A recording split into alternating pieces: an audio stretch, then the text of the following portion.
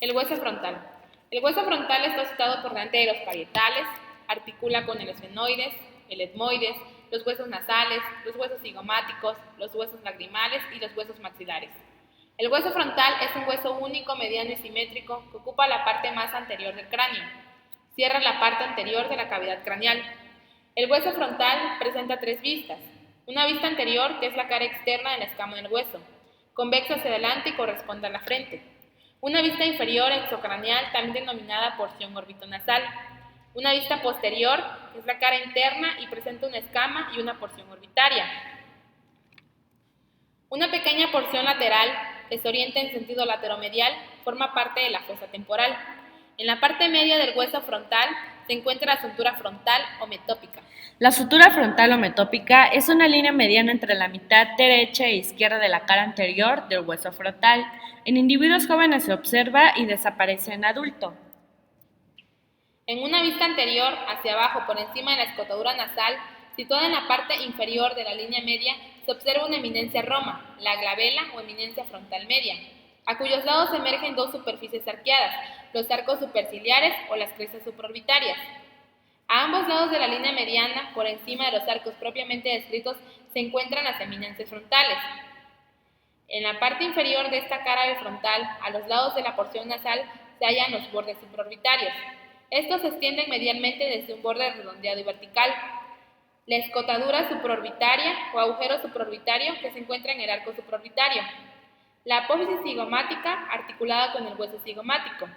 La escotadura nasal que tiene una forma de U invertida, simplemente abierta hacia abajo, es dentada y se articula por dentro con los huesos propios de la nariz y por fuera con la apófisis ascendente del maxilar superior. La glabela es una eminencia ósea situada en el centro de la parte inferior del hueso frontal, en el punto de los arcos superciliares. La eminencia frontal, por la vertiente inferior y exterior, circula un surco vascular producido por un ramo de la arteria supraorbitaria. En la escotadura supraorbitaria transmite una vena desde el diploide para unirse a la vena supraorbitaria.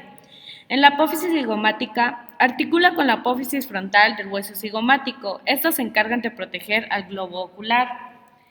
En los arcos superciliares se inserta el músculo orbicular de los párpados, el músculo elevador del párpado superior y el músculo superciliar. En la fosa temporal tiene origen el músculo temporal. Aquí se observa anterior y lateralmente una pequeña depresión, la fosa lagrimal. Anterior y medialmente una excavación, la fosita troclear. En la fosa lagrimal se aloja la glándula lagrimal. En la fosita troclear se inserta la polea del músculo oblicuo superior del globo ocular. Este permite que el tendón del músculo se deslice. En la línea media y de arriba hacia abajo se distinguen el surco del seno sagital superior, seguido hacia abajo por la cresta frontal. Un borde esfenoidal delgado que se articula a cada lado con las alas menores del esfenoides. Un borde parietal semicircular y dentado que se articula con el borde frontal de los huesos parietales. En el surco del seno sagital superior es para el seno sagital y recibe venas de la porción superior del cerebro.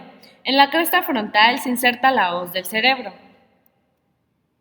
Un borde orbitonasal, en él se distinguen tres segmentos, uno medio la escotadura nasal y dos laterales los arcos orbitarios.